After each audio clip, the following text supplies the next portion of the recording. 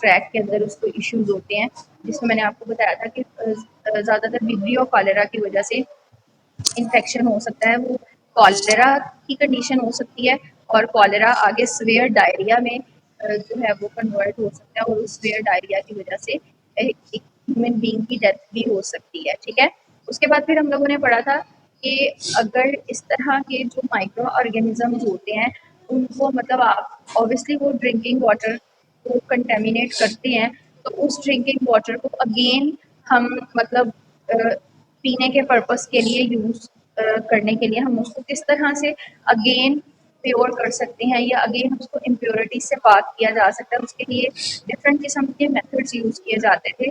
आज से मतलब बहुत साल पहले की बात है कि पहले लोग ये करते थे मतलब प्री क्रिश्चियन टाइम में कि जो आपके पास ये वाटर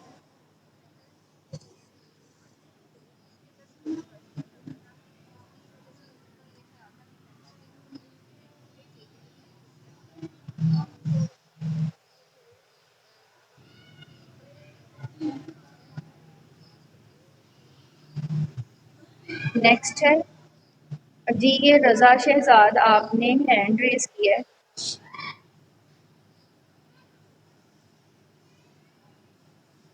रजा शहजाद आपने कोई क्वेश्चन करना है, आपने हैंड रेस किया है।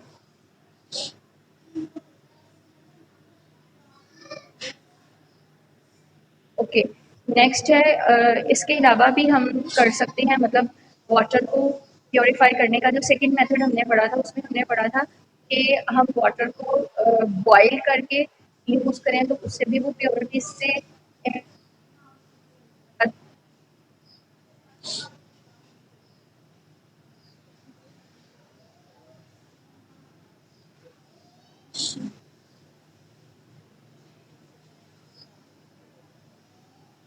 केमिकल है।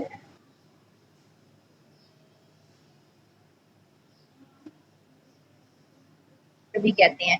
ठीक है, तो वाटर को क्लोरीन क्लोरीन के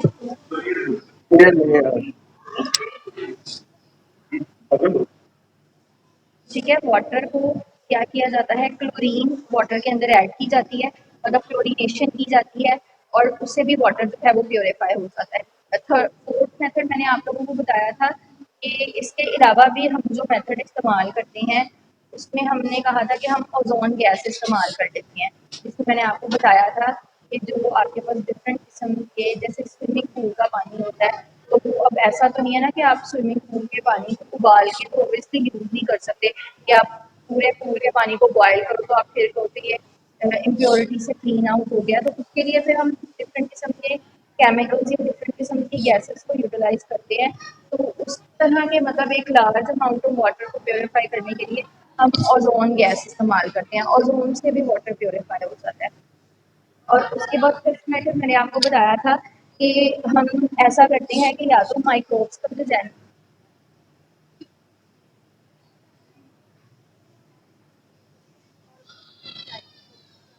जेनेटिक मटीरियल जो है वो आप कह लो कि डिस्ट्रॉय हो जाता है, और ऑब्वियसली जब जेनेटिक मटीरियल ही नहीं रहेगा माइक्रो ऑर्गेनिजम्स के अंदर तो वो ऑटोमेटिकली आपका जो वाटर होगा वो थ्रू माइक्रोब्स वो क्लीन हो जाएगा, क्योंकि उसके अंदर फिर इन्फेक्शियस जीन्स ही प्रेजेंट नहीं होंगी जिन्होंने इन्फेक्शन कॉज करना है, तो फिर आपका जो वाटर होगा वो प्योरीफाई हो जाएगा। एंड द लास्ट मेथड जो हम इसके लिए इस्तेमाल करते हैं, तो मैंने आपको कहा था कि फिजिकल रिमूवल अगर हमने करवाना हो माइक्रोब्स की बॉडी का, तो उसमें फिर हम लोगों ने पढ़ा था कि हम सिंपल वाटर को क्या कर लेते हैं, फिल्टर कर लेते हैं। फिल्टर करने का क्या मतलब है कि आपने डिफरेंट किस्म के फोर साइज के फिल्टर यूज किए होते हैं और डिफरेंट पोर साइज के जो फिल्टर होते हैं आप उसका पोर साइज सेट कर लेते हो, मतलब आपके जो माइक्रोब्स हैं उनका पोर साइज जो है, उनका जो साइज है वो फिल्टर पेपर के पोर साइज से छोटा होता है, इस वजह से वो फिर बॉडीज ऊपर ही रह जाती हैं उसकी माइक्रोब्स की, और जो आपके पास वाटर है वो क्लीन आउट होकर और वो क्या होता है कि वो वहाँ से प्योरीफाई होकर फिर जो फिल्ट्रेट की फॉर्म में फिल्टर वाटर होता है उसको हम यूज करते हैं। ये तो सारा कुछ हम लोगों ने पढ़ा था लास्ट लेक्चर में। ठीक है, कि वाटर सॉल्ट वाटर क्या होता है, उसमें माइक्रोब्स को खुद से एग्जिस्ट करते हैं और माइक्रोब्स के अलावा वाटर बोर्न डिजीज कौन सी हो सकती है, मतलब पानी की वजह से बीमारियां जो फैलती हैं, और उन बीमारियों के अंदर अगर मतलब आपका वाटर इम्प्योर आप पानी इस्तेमाल कर रहे हो तो वो आपकी बॉडी में इन्फेक्शन कॉज कर सकता है और उस इन्फेक्शन की वजह से आपकी बॉडी के अंदर क्या क्या डिजीज अराइज हो सकती है। डायरिया था उसमें और उसमें कॉलेरा था जो कि विब्रियो कॉलेरा की वजह से था। और फिर हम लोगों ने पढ़ा कि अगर हमने अपने वाटर को क्लीन आउट करना है तो फिर हम उसके लिए कौन कौन से मेथड इस्तेमाल करते हैं। उसके लिए फिर हम लोगों ने पढ़े कि 6 मेथड नॉर्मली उसके लिए यूटिलाइज किए जाते हैं। ठीक है, आज हम लोग नेक्स्ट स्टार्ट करेंगे। नेक्स्ट टॉपिक है विच इज टर्बिडिटी टेस्ट। ठीक है, ये भी वाटर को वाटर की प्योरिटी चेक करने के लिए हम टेस्ट परफॉर्म करते हैं जिसको हम कहते हैं टर्बिडिटी टेस्ट। ठीक है, अब इसके अंदर क्या किया जाता है, टर्बिडिटी का मतलब होता है, वैसे अगर आप टर्बिडिटी को देखें तो टर्बिडिटी का मतलब उर्दू में अगर हम इसका मीनिंग लें तो टर्बिडिटी कहते हैं गंदगी को। ठीक है, इसमें हम करते क्या है कि आप मतलब नेकेड आई से आप देख सकते हो। वैसे तो नॉर्मली जो साफ पानी होता है ना उसमें आपको वाटर बिल्कुल प्योरीफाई नजर आता है। मतलब अगर आप पानी को रोशनी की तरफ ग्लास में आपने पानी लिया है आप उसको लाइट में करके देखो तो आपको वाटर बिल्कुल क्लीन नजर आएगा। अगर उसके अंदर किसी किस्म की कोई टर्बिडिटी, कोई गंदगी, कोई इम्प्योरिटी, कोई माइक्रोब, कोई सॉइल पार्टिकल्स मतलब मट्टी के ज़रात, इस तरह की अगर उसके अंदर कोई चीज़ नहीं है तो वाटर आपको बिल्कुल क्लियर नजर आएगा। लेकिन अगर आप वाटर के अंदर इस तरह की गंदगी फील कर रहे हो मतलब उसके अंदर मट्टी के पार्टिकल्स हैं, सॉइल पार्टिकल्स हैं, ठीक है, या फिर वाटर के अंदर आप उसको लाइट में करके देखते हो तो आपको उसके अंदर वो बारीक बारीक से पार्टिकल नजर आते हैं जो कि आप वैसे नॉर्मल पानी में देखो तो आपको नहीं नजर आएंगे। लेकिन आप एक्सेस लाइट में अगर उसको करके देखो तो अगर वो पार्टिकल्स आपको फील हो रहे हैं इट्स मीन कि आपका वाटर, आपके वाटर के अंदर कहीं ना कहीं इम्प्योरिटी प्रेजेंट है। तो उसको फिर हम देखने के लिए मतलब आप कह लो कि एक बिल्कुल नेकेड आई से ये टेस्ट आप इसको परफॉर्म कर सकते हो कि आप देखो कि भाई आपको वाटर के अंदर किसी किस्म का कोई गदलापन, कोई आपको वाटर के अंदर इस तरह धुंधलापन नजर आ रहा है तो आप कहते हो कि वो वाटर टर्बिड वाटर है, मतलब वाटर के अंदर कोई ना कोई गंदगी प्रेजेंट है। तो इस तरह का जो फिर टर्बिडिटी वाटर होता है वो भी आपकी हेल्थ के ऊपर इफेक्ट कर सकता है कि मतलब अगर वाटर क्लीन नहीं है तो फिर आप उसकी जगह पर कोई और वाटर इस्तेमाल कर सकते हो। ठीक है, मोस्ट सिंपल टेस्ट है, इसकी मैं रीडिंग करवा देती हूँ। इसमें देखें हैं क्या, वो कहते हैं an important aspect of water microbiology particularly for drinking water is the testing of the water to ensure that it is safe to drink. वो कहते हैं कि जहाँ तक बात है वाटर माइक्रोबायोलॉजी की तो वाटर माइक्रोबायोलॉजी के अंदर ज़्यादातर अगर हम देखें तो ड्रिंकिंग वाटर की वजह से प्रॉब्लम आते हैं कि जो पानी आपने पीना होता है उस पीने के पानी की वजह से आपकी बॉडी के अंदर डिफरेंट किस्म के इशू रोनुमा होते हैं। तो फिर हम क्या करते हैं कि ड्रिंकिंग वाटर को हम पहले इधर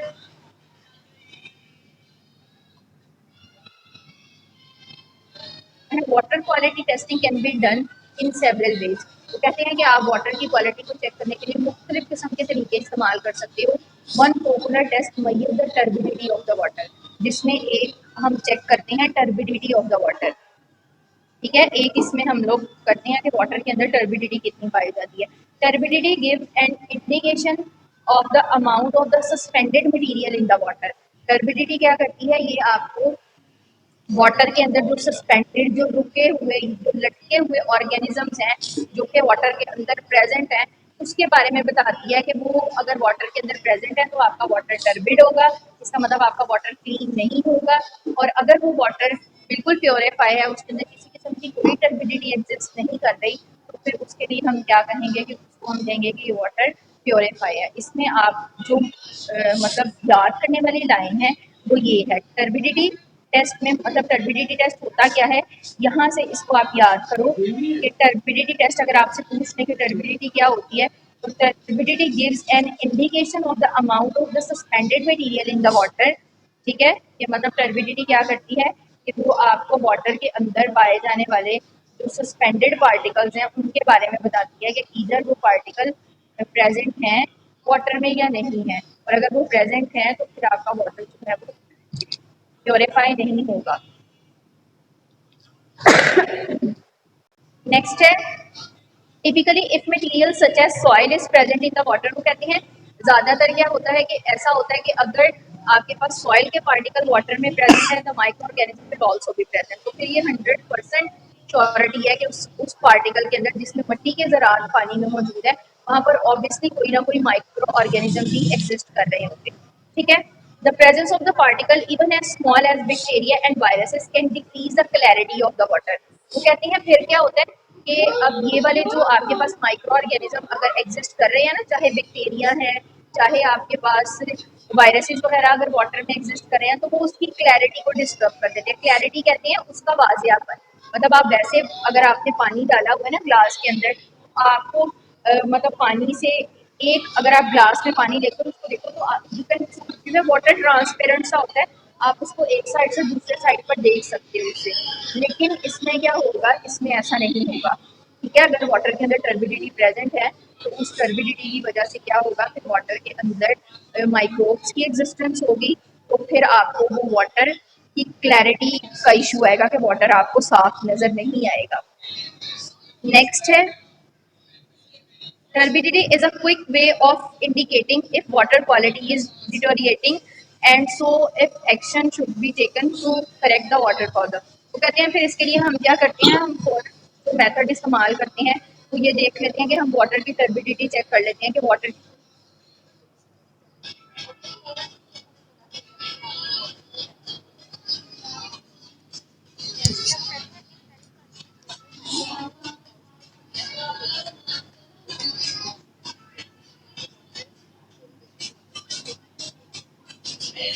सेवरेज सिस्टम है उसको उन्होंने लेजिस्लेशन में रखा हुआ है। लेजिस्लेशन का मतलब होता है उन्होंने अपनी कानून साजी के अंदर इसको रखा हुआ है कि मतलब कानून के अंदर उन्होंने ये चीज भी शामिल की है कि जो आपका वाटर है, वाटर से रिलेटेड जो इश्यूज हैं वो भी उन्होंने अपने लेजिस्लेशन में रूल्स बनाए हुए हैं। ठीक है, regulation specify how often water sources are sampled, how to sampling is done.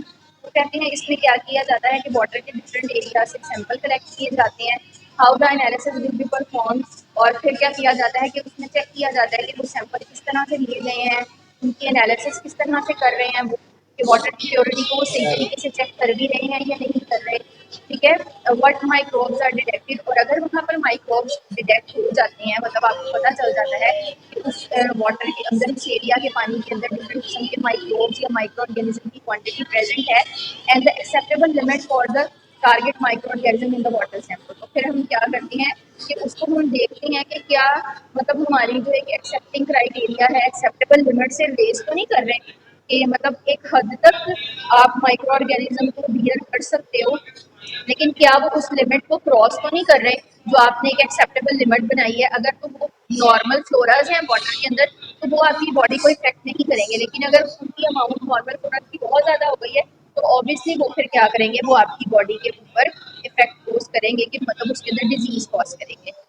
Testing for microbe that cause disease, मतलब हम जो माइक्रोब्स को टेस्ट करते हैं उन माइक्रोब्स को जो कि हमारी बॉडी के अंदर डिजीज कॉज कर सकते हैं अगर वाटर प्योरीफाई ना हो, तो उसमें कौन से माइक्रोब ज्यादातर टेस्ट परफॉर्म किए जाते हैं, उनमें साल्मोनेला टाइफी है एंड विब्रियो कॉलेरा। ये दो माइक्रो ऑर्गेनिज्म ऐसे हैं। साल्मोनेला टाइफी की वजह से टाइफाइड फीवर होता है, वो भी आप अगर पानी साफ ना पियो उसकी वजह से होता है।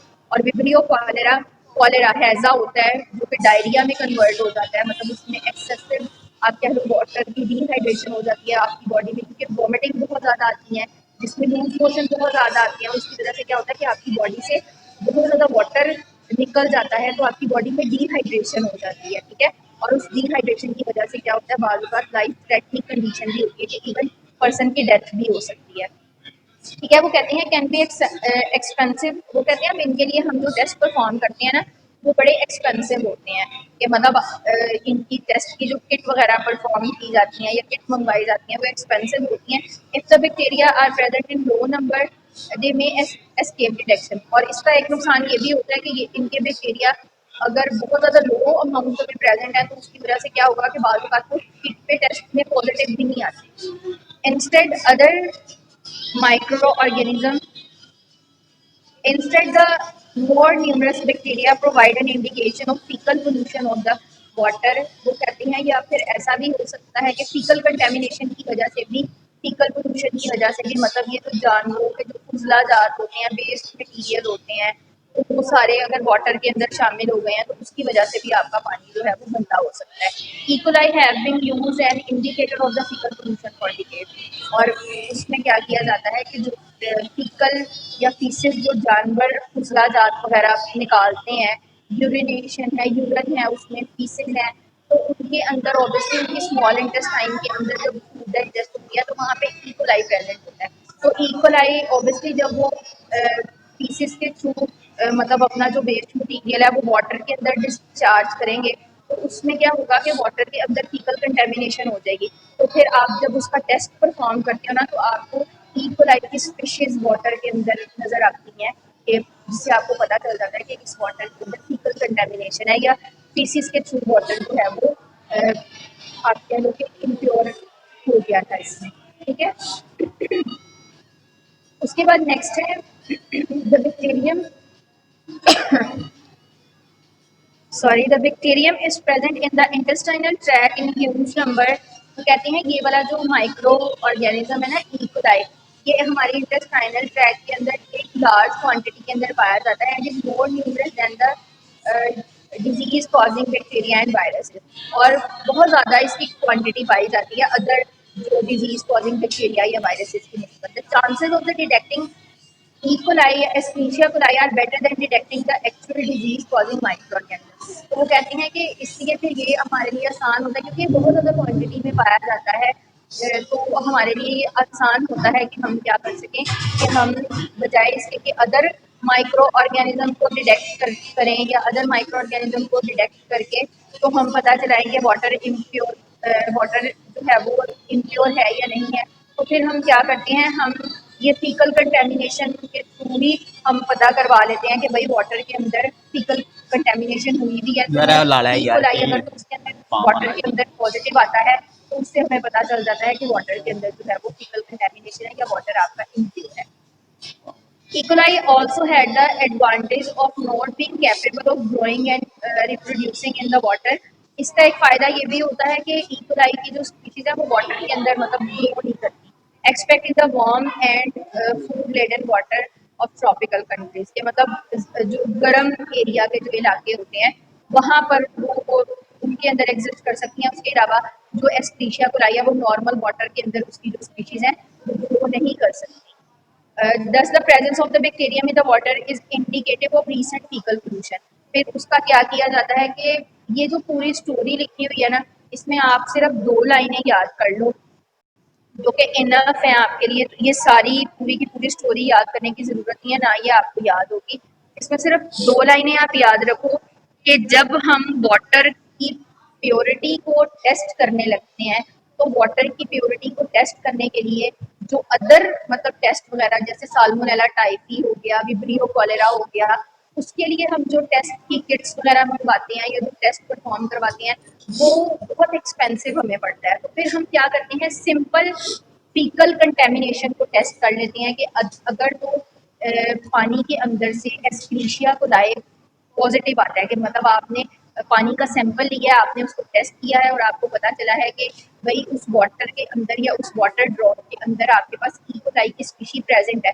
तो इसका मतलब क्या होगा कि नॉर्मली ई. कोलाई की स्पीशी पानी के अंदर नहीं पाई जाती, वो तभी पानी के अंदर पाई जाती है जब पानी के अंदर किसी जानवर की या किसी भी ऑर्गेनिज्म के फीसिस की वजह से पानी जो है वो आलूदा हुआ हो या पानी के अंदर कंटेमिनेशन। तो फिर इस वजह से हमें पता चल जाता है कि वाटर जो है वो आपके पास इम्प्योर है और उसको हमने प्योरीफाई करना है। ठीक है, और उसको फिर प्योरीफाई करने के लिए जो आपने पहले मेथड पढ़े हैं, जो 6 मेथड मैंने आपको बताए थे, उसमें से फिर आप कोई भी मेथड यूज करके तो अपने वाटर को प्योरीफाई कर सकते हैं। अब इसमें ये जो पूरी स्टोरी है, ये इसमें सबसे जो इम्पोर्टेंट है वो ये वाला, ये जो आपको नजर आ रहा है, ये वाला जो एरिया है ब्लैक कलर के बॉक्स के अंदर, ये इम्पोर्टेंट है। अब देखिए इसमें इम्पोर्टेंट क्या है, वो आपसे पूछ सकते हैं कि वाटर बोर्न डिजीज कौन सी होती है, मतलब पानी की वजह से पैदा होने वाली बीमारियां कौन कौन सी हो सकती हैं। इसमें देखें बेसिलरी डाइजेंट्री हो सकती है। डाइजेंट्री ये इंटेस्टाइन का इन्फेक्शन होता है, ठीक है, शिजैला की वजह से, शिजेलोसिस जिसको कहते हैं। तो डाइजेंट्री हो सकती है, इसको ह्यूमन डाइजेंट्री भी कहते हैं, और शिजेलोसिस भी हो सकती है, जो आपके पास साल्मोनेला शिजेला जो आपने बैक्टीरिया पढ़े थे उनकी वजह से आपको इंटेस्टाइनल इन्फेक्शन हो गया है, उसको हम कहेंगे कि वो बेसिकली डाइजेंट्री या शिजेलोसिस है। ठीक है, ये भी पानी की वजह से होती है। कॉलेरा, हैजा, ये भी पानी की वजह से होता है। हेपेटाइटिस ए पानी की वजह से फैलता है, गंदे पानी की वजह से। टाइफाइड फीवर भी वाटर बोर्न डिजीज है, मलेरिया वाटर बोर्न डिजीज है, dengue fever water borne disease है, एस्केरियासिस राउंड वर्म का जो इन्फेक्शन होता है वो भी वाटर बोर्न डिजीज है। ठीक है, कंपाइलोबैक्टीरियोसिस ये भी कि जो है वो आपके पास ये भी पैरासाइट होते हैं, उनकी वजह से जो है वो इन्फेक्शन हो जाता है, जिसको हम कंपाइलोबैक्टीरियोसिस कहते हैं। और गियार्डियासिस, ठीक है, ये भी आपके पास जो है वो क्या है, ये वाली डिजीज भी उसकी वजह से पैदा होती है, वाटर गंदे पानी की वजह से पैदा होती है। तो ये सारी वाटर बोर्न डिजीज है। अगर ये सारी आपको नहीं याद होती तो इसमें से एटलीस्ट आप 4 से 5 जो आसान आसान नाम है आपने पहले सुने भी हुए हैं, जैसे cholera, hepatitis A, typhoid fever, malaria है, डेंगू फीवर है, ये आप याद कर लो कि ये वाटर बोर्न डिजीज है, कि मतलब पानी की वजह से, अगर आप पानी प्योर नहीं इस्तेमाल करें तो पानी की वजह से ये बीमारियां पैदा हो सकती हैं। ठीक है, अब उसमें इन्होंने एक दो बीमारियों के सिम्टम बताए हुए हैं, जिसमें उन्होंने टाइफाइड फीवर को उठाया है कि टाइफाइड फीवर अगर आपकी बॉडी में हो जाता है तो उसकी वजह से आपकी बॉडी में क्या क्या सिम्टम हो सकते हैं। डायरिया हो सकता है, हेडेक, सर दर्द होगा, ठीक है, मलेज, नोजिया मतलब वॉमिटिंग की कंडीशन होगी, दिल खराब होगा, वॉमिटिंग होगी, एंटेरिक फीवर बुखार कभी उतरेगा कभी चढ़ेगा, और गैस्ट्रोएंटेराइटिस मतलब आपके जो गैस्ट्रिक स्टमक इन्फेक्शन भी हो सकता है। ट्रांसमिशन कैसे होती है टाइफाइड फीवर की, वाटर बोर्न डिजीज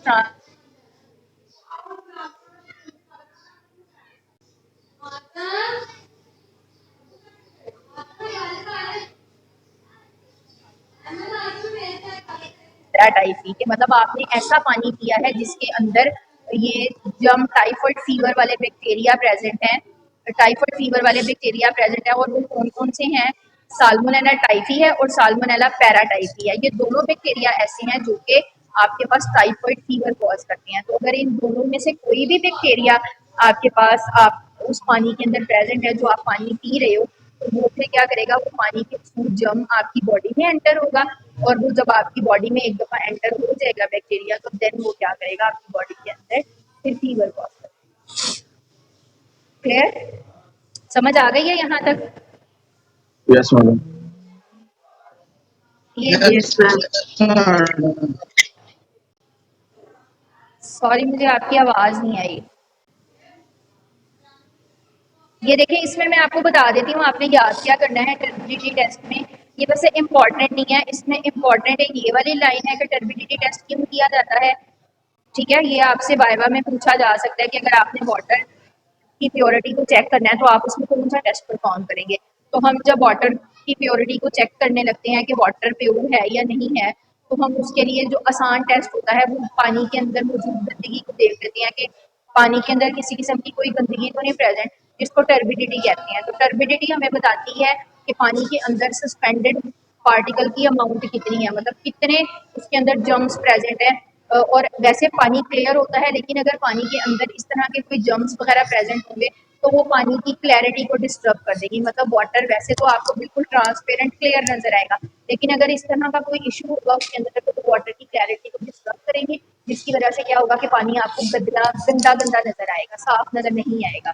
ठीक है, एक ये है पॉइंट, इसमें ये वाला याद करना है। दूसरा ये है कि बहुत सारे जो आपके पास कंट्रीज हैं उन्होंने ये जो वाटर का इशू है, मतलब ड्रिंकिंग वाटर का जो इशू है, उसको उन्होंने अपनी लेजिस्लेशन, अपनी कानून साजी के अंदर रखा हुआ है, ताकि वो ये देख सकें कि पानी की जो टर्बिडिटी है, पानी गंदा तो नहीं है, क्योंकि गंदे पानी की वजह से बहुत सारे कंट्रीज के अंदर बहुत सारे जो डेथ रेट है वो इंक्रीज हो गया है। ठीक है, फिर वो उन्होंने अपने कानून साजी के अंदर उसको ये पॉइंट बना के रखा हुआ है कि वो चेक करते हैं, स्पेशली एक टीम भेज के पानी के सैंपल उठाते हैं, पानी की प्योरिटी को चेक करते हैं।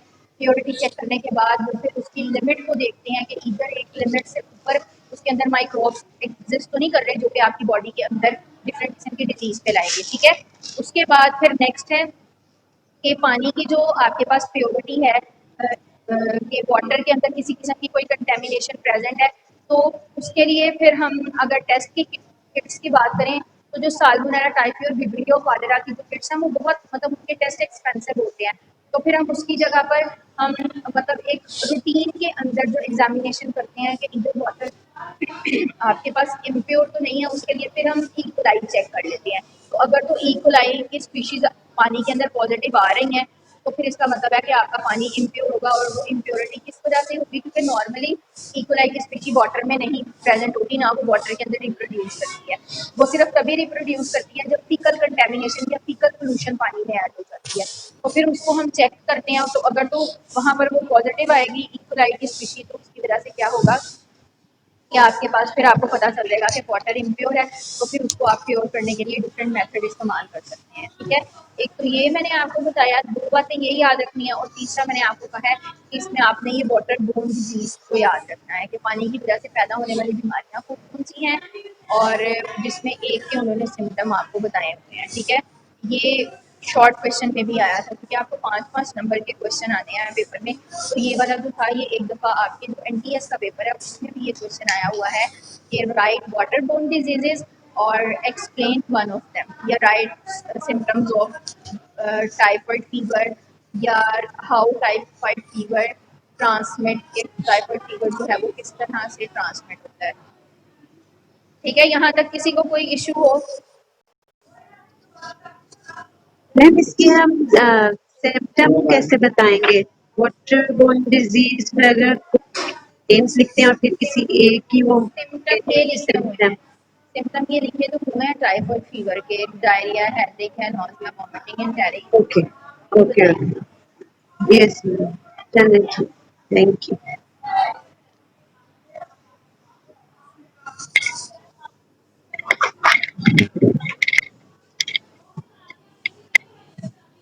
जी आप लोग अब ना मुझे अपनी अटेंडेंस बोल दें, मैं जिसका नेम वो मुझे बताता जाए। हुदा 87, यस मैम।